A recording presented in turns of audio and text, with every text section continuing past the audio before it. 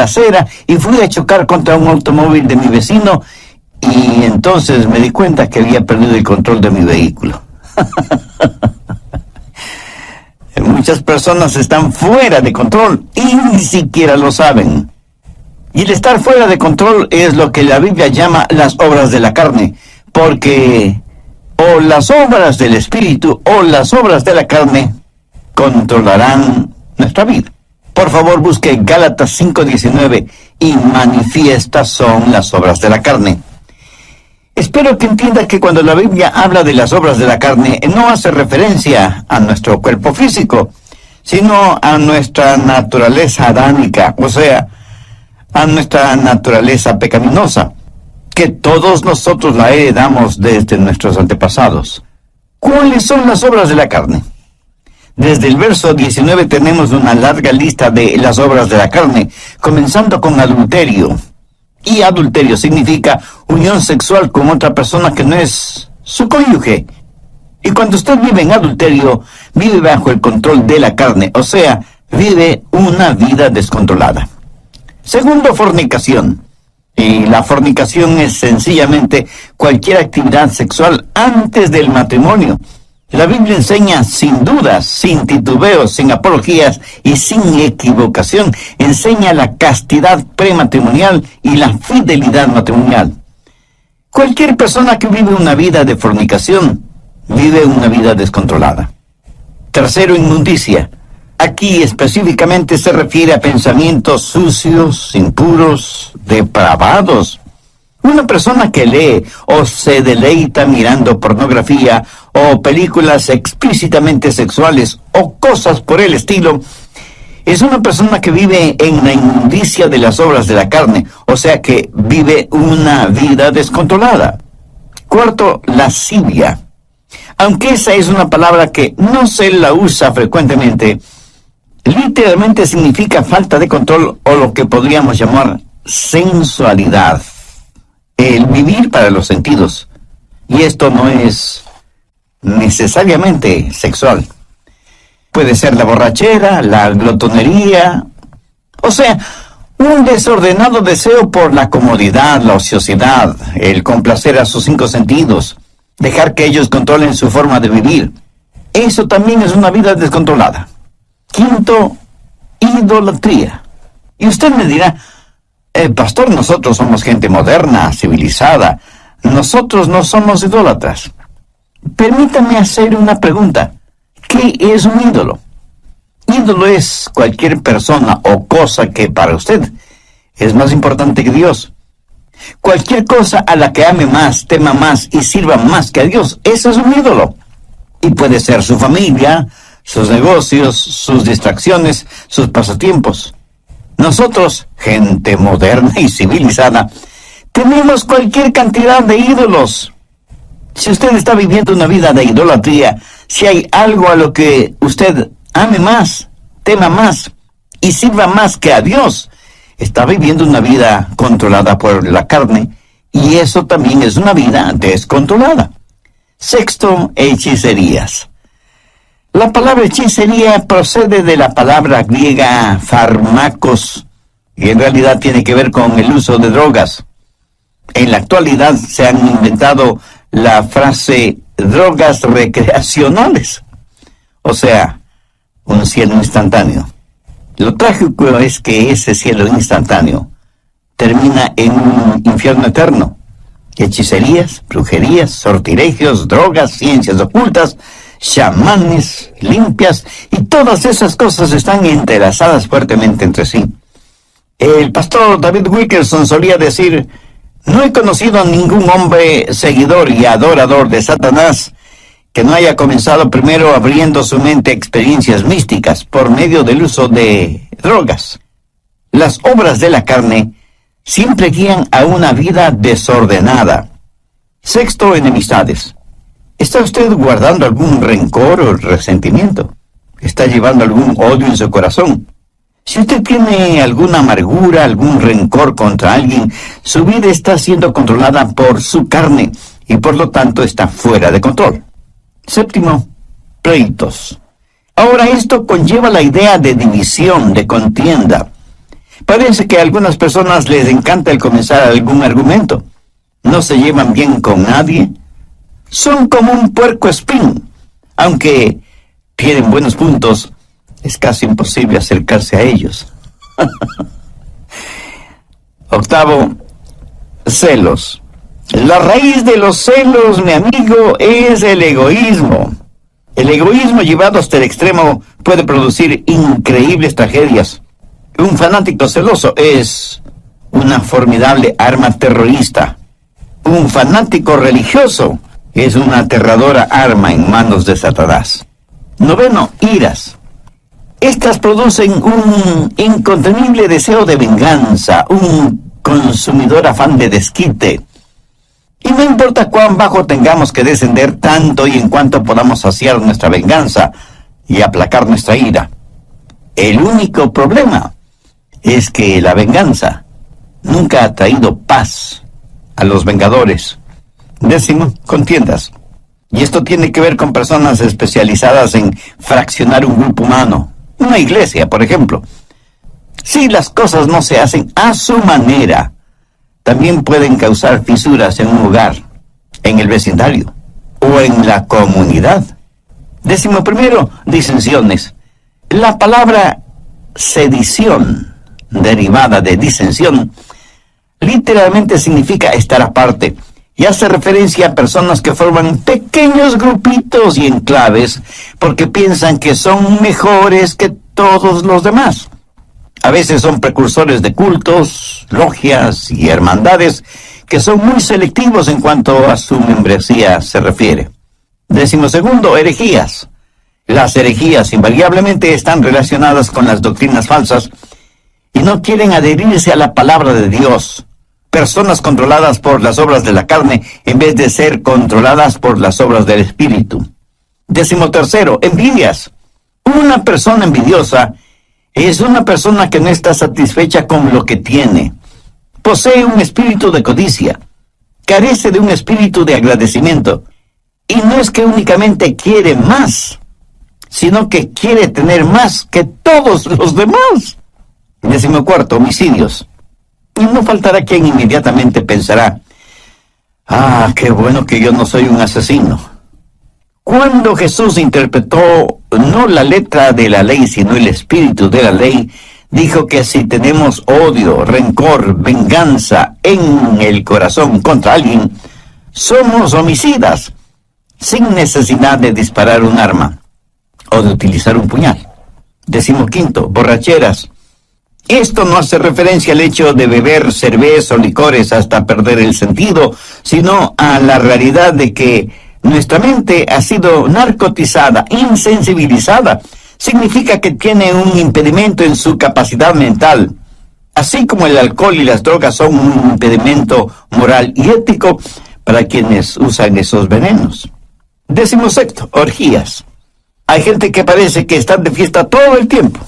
Fiesta en el sentido mundano, tratando de silenciar la voz de sus conciencias, tratando de escapar de la realidad, hundiéndose en las indulgencias de los entretenimientos, incapaces de no tener nunca un pensamiento serio, puro, agradable. Las orgías no son solo materiales, sino también intelectuales y espirituales. Pablo termina esta lista diciendo, y cosas semejantes a estas. Está diciendo que todas estas son señales de una vida no controlada por el Espíritu, o sea, una vida fuera de control. ¿Cuál es el resultado? Tiempo perdido, cuerpos debilitados, pensamientos torcidos y vidas totalmente destrozadas. Gálatas 5:22 dice, mas el fruto del Espíritu es amor, gozo, paz, paciencia, benignidad, bondad, fe, mansedumbre, templanza. Contra tales cosas no hay ley. La palabra templanza significa estar bajo control, pero en este caso, estar bajo control del Espíritu Santo. Mi amigo, mi amiga, ¿quién está en control de su vida? Al respecto, hay algunas cosas importantes que debemos saber. Primero, cómo vivir una vida controlada por el Espíritu. Gálatas 5:13.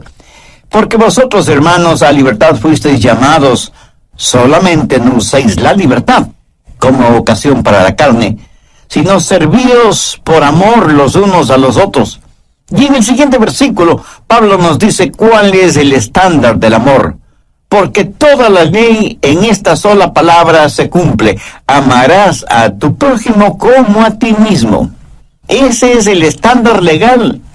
Y si queremos saber si estamos viviendo una vida de acuerdo a los parámetros de Dios, solo tenemos que hacernos la pregunta: ¿amo a los demás como me amo a mí mismo? El estándar de una vida autocontrolada o una vida controlada por el Espíritu es la ley. Pero la medida de eso es el amor. Hay tres maneras de mirar esto de la ley. Algunos ven la ley como su enemiga. La carne les dice: no tengas nada que ver con ninguna clase de ley. La carne no quiere que nadie ni nada le sujete.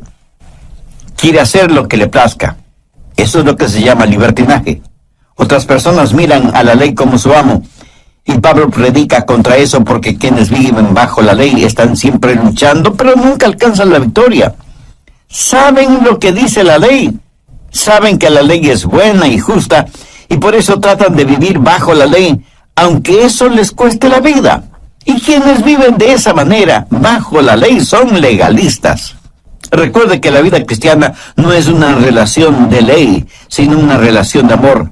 Muchos viven vidas de negativismo y ven a la ley como su amo. Gálatas 5:1. Estad pues firmes en la libertad con que Cristo nos hizo libres, y no estéis otra vez sujetos al yugo de esclavitud.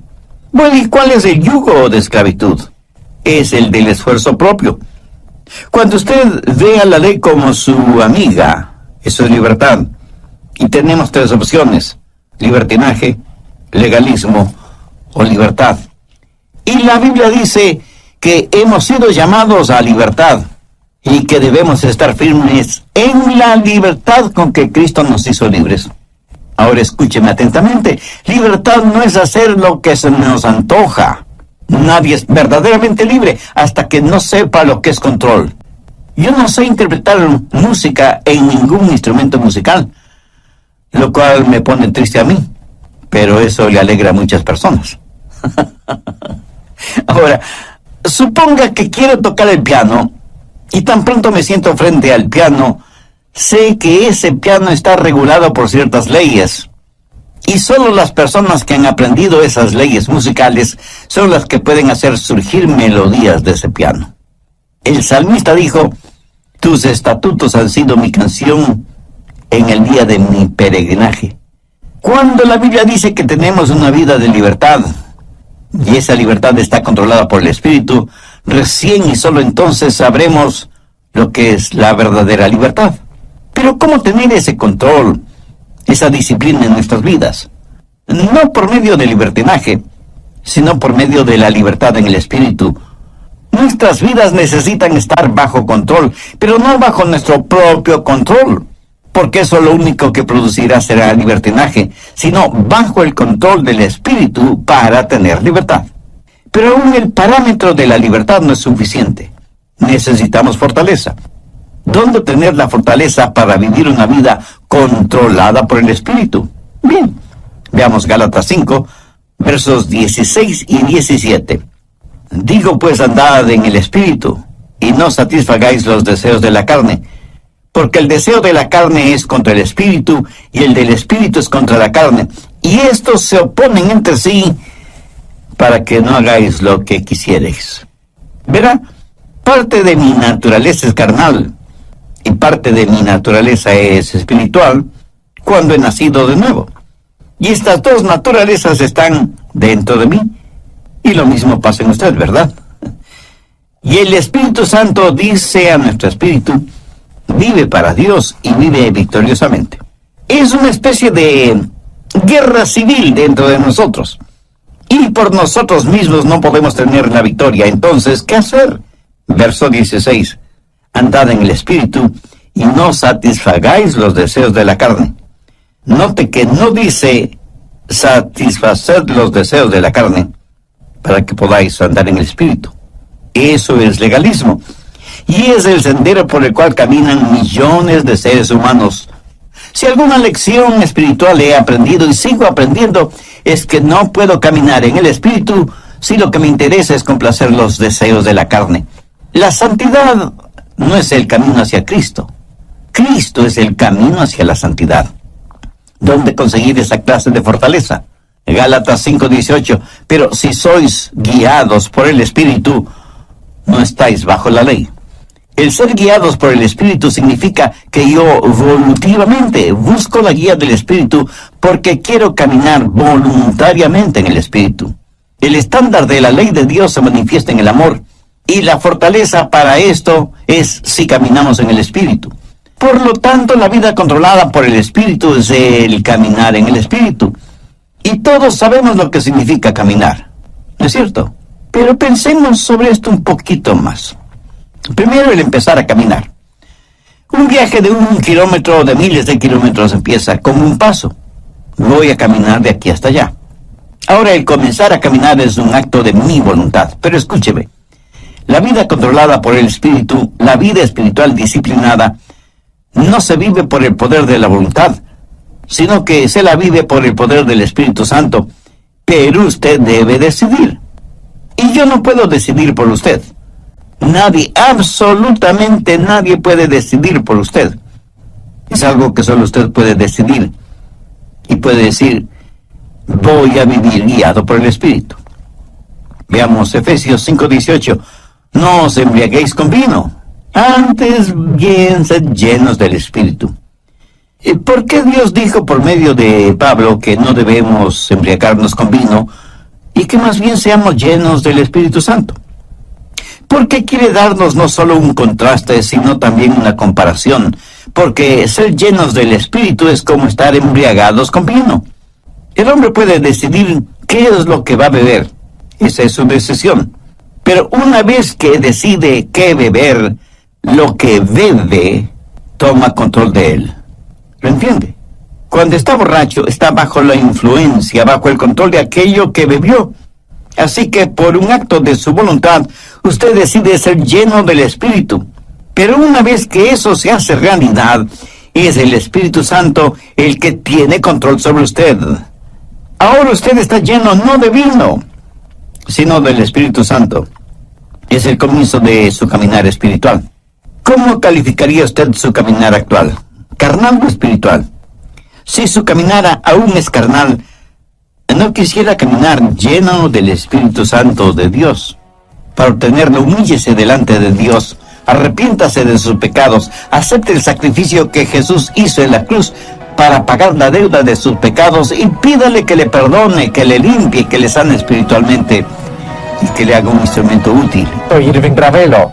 Les enviamos un saludo cordial desde nuestros estudios en Memphis, Tennessee. Hoy, el doctor Adrian Rogers, en la voz del pastor Lenín Dianón, nos entrega la segunda parte de su mensaje, Cómo tener una vida controlada por el Espíritu. Desde el programa anterior estamos estudiando cómo tener una vida controlada por el Espíritu, teniendo como base bíblica lo que el apóstol Pablo dice en Gálatas 5, desde el verso 19 hasta el 23.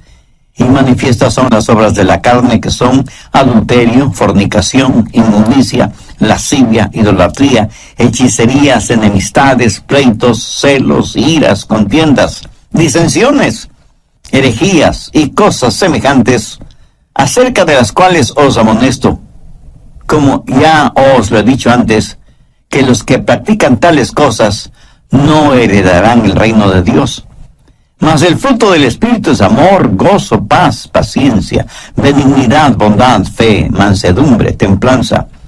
Vimos también algo detalladamente el significado de estas obras de la carne, e hice énfasis en primer lugar en cómo vivir una vida controlada por el Espíritu. Porque como también lo dijo Pablo en Gálatas 5:13, porque vosotros, hermanos, a libertad fuisteis llamados. Solamente no uséis la libertad como ocasión para la carne, sino servíos por amor los unos a los otros. Y en el siguiente versículo, Pablo nos dice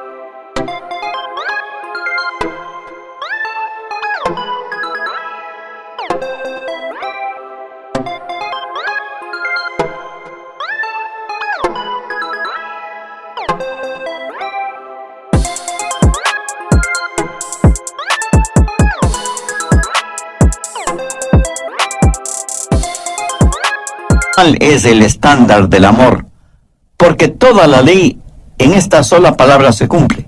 Amarás a tu prójimo como a ti mismo. Bien, continuemos. Segundo, la circunferencia de su caminar.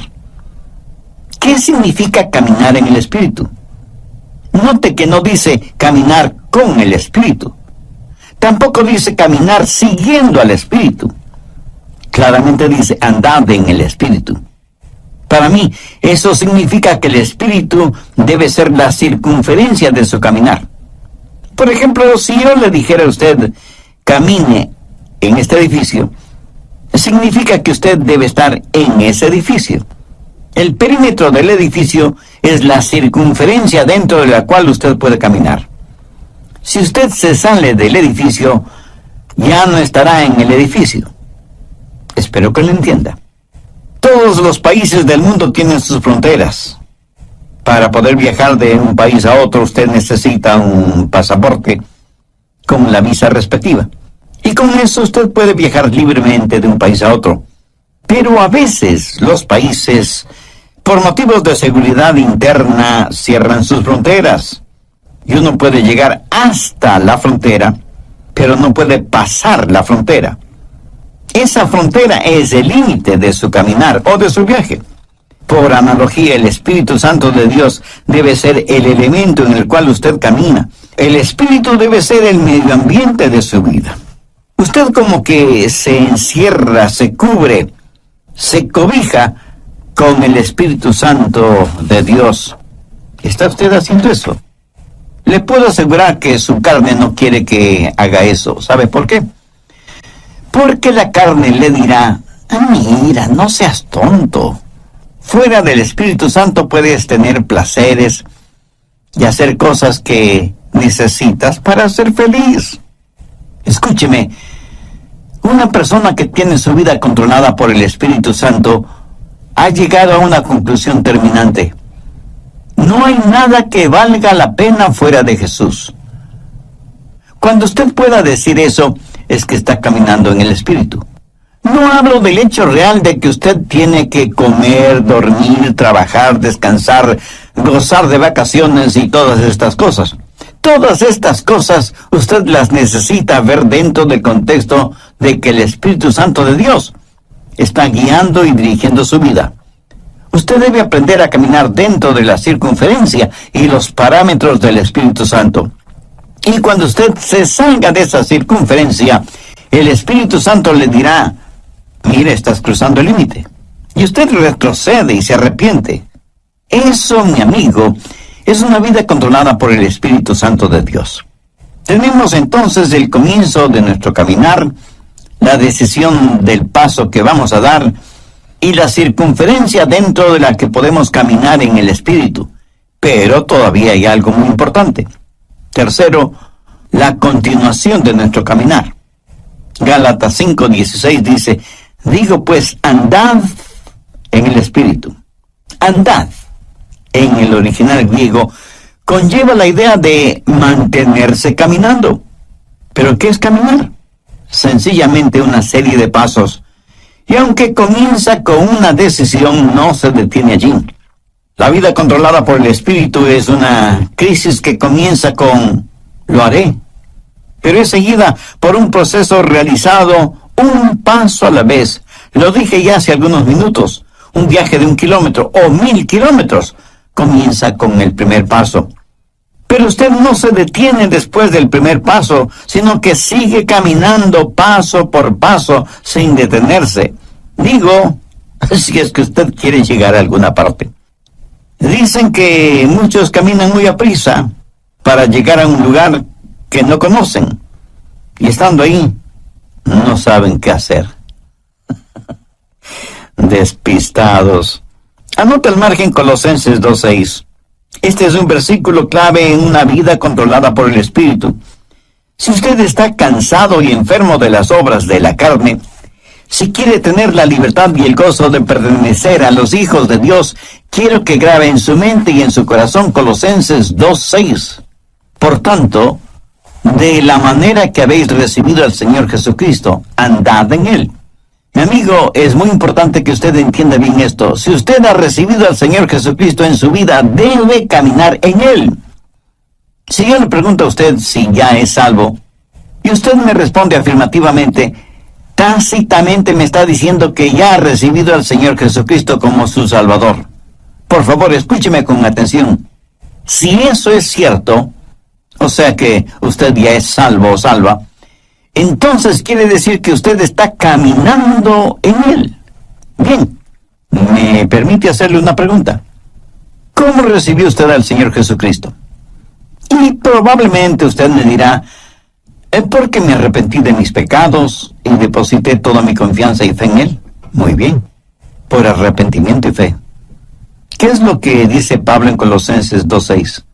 Por tanto, de la manera que habéis recibido al Señor Jesucristo, andad en Él. Entonces, ¿cómo puede usted vivir una vida victoriosa? De la misma forma en que recibió a Cristo, por arrepentimiento y fe. Pero deseo que note las 3 últimas palabras del verso 6. Andad en Él. Y andad quiere decir caminar. Y el caminar se lo realiza un paso a la vez. Y usted necesita sus 2 piernas para caminar. No sé si se habrá dado cuenta, pero cuando caminamos estamos desbalanceados por fracciones de segundo cuando levantamos una pierna antes del siguiente paso. Le puedo asegurar que si usted está caminando y se queda con una pierna levantada por breves segundos, a menos que usted tenga un excelente sentido del equilibrio, terminará cayéndose. Así que ya puede ver la importancia de sus 2 piernas al caminar. Ahora, ¿cuáles son las 2 piernas de la vida cristiana? Arrepentimiento y fe. Pablo dice enfáticamente que si por arrepentimiento y fe hemos recibido al Señor Jesucristo, en arrepentimiento y fe debemos caminar en Él. Pero arrepentimiento y fe no es algo que usted hizo para salvarse, sino que es la forma de vivir de una vida controlada por el Espíritu. Y caminamos en el Espíritu para no cumplir con los deseos de la carne. ¿Cómo caminamos por arrepentimiento y fe? Entendamos lo que es arrepentimiento. Escuche atentamente lo que voy a decir, porque seguramente no será lo que usted piensa es el arrepentimiento, ni será lo que muchos definen como arrepentimiento. Arrepentimiento es la manera en que Dios se revela a nosotros, y fe es la manera en que Dios nos revela a Jesús.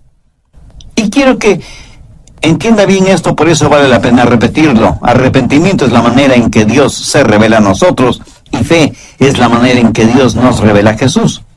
Arrepentimiento es cuando yo veo que estoy en bancarrota espiritual, y fe es cuando veo la gloria de Él. Cuando usted se salvó, cuando yo me salvé, lo hicimos por arrepentimiento y fe. Permítame compartir un poquito de mi testimonio personal. Cuando no era más que un muchachito, un jovencito, no sabía mucho de religión, y mucho menos de teología, por supuesto. Pero mi corazón tenía hambre de Dios. Luego escuché a un pastor predicando el mensaje de salvación y diciendo que solo en Jesucristo podríamos ser salvos. Hice esa decisión y le entregué mi corazón y mi vida al Señor Jesucristo. Le entregué todo lo que sabía de mí a todo lo que sabía de Él. Y francamente debo reconocer que yo sabía muy poco sobre mí mismo. Y obviamente muy poco sobre Jesús. Hasta ese momento no me había dado cuenta cuán pecador era.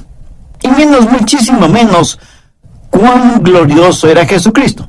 Por eso digo que le entregué todo lo que sabía de mí a todo lo que sabía de Él.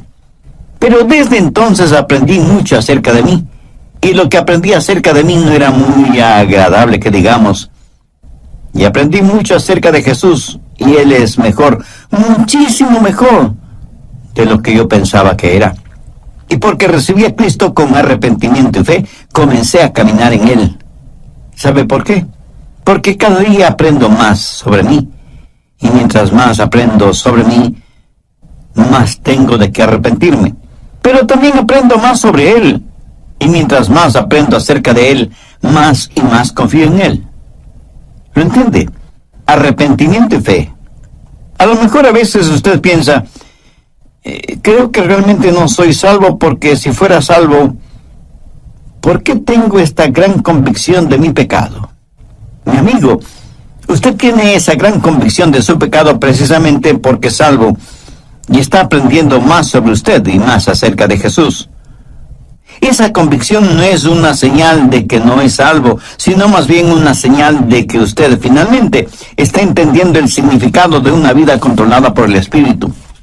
Lo que estoy diciendo sencillamente es que hay un comienzo en nuestro caminar espiritual, así como tuvimos un comienzo en nuestro caminar físico, biológico.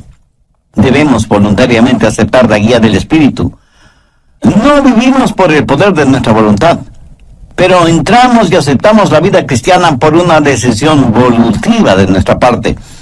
Sabemos que hay parámetros, límites circunferenciales para nuestro caminar en el Espíritu, y que nuestro caminar no se detiene, sino que continúa paso a paso. Por tanto, de la manera que habéis recibido al Señor Jesucristo, andad en Él. Arrepentimiento y fe. Dar todo lo que sé de mí a todo lo que sé de Él.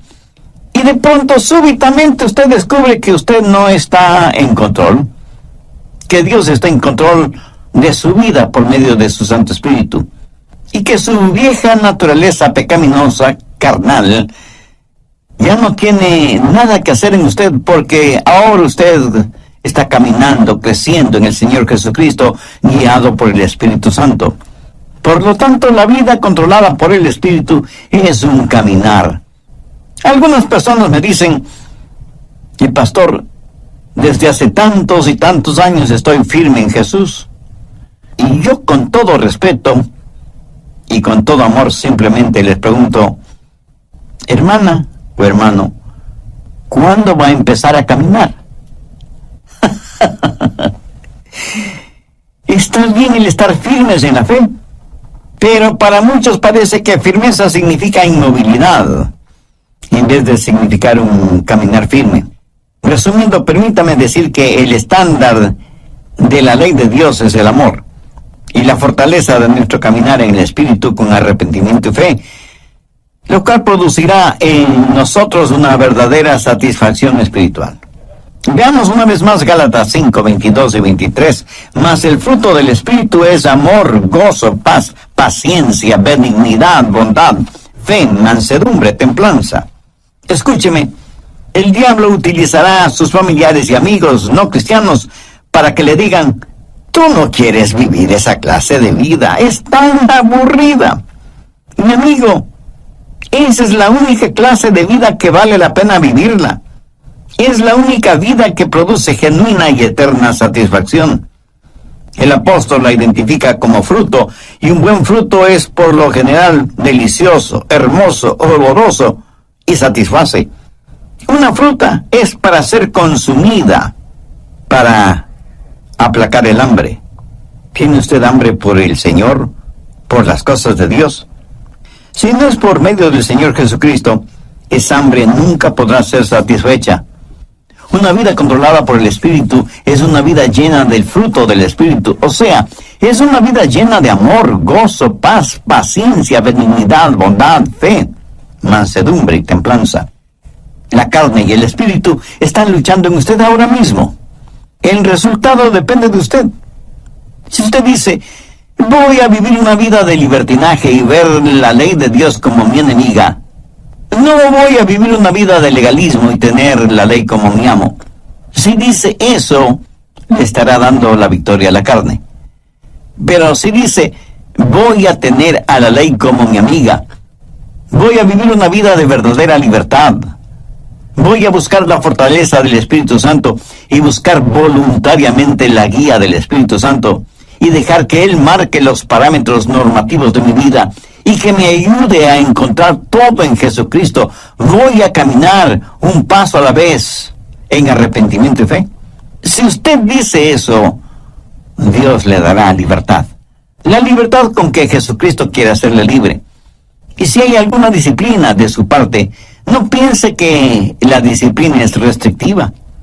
Ninguna persona es más libre que aquella que vive una vida controlada por el Espíritu. Si usted que me está escuchando ahora mismo no es una persona ya salvada, ¿por qué no deja que Dios tome el control de su vida? ¿Por qué no hacer de Jesús su mejor amigo? ¿Por qué no elevar su corazón a Dios este mismo instante y le dice: Dios, sé que soy pecador y estoy perdido espiritualmente. Necesito ser salvo y quiero ser salvo. Señor Jesús, tú moriste en la cruz para salvarme y prometiste hacerlo si deposito mi fe y mi confianza en ti. Pues este mismo momento, por fe, te invito a que vengas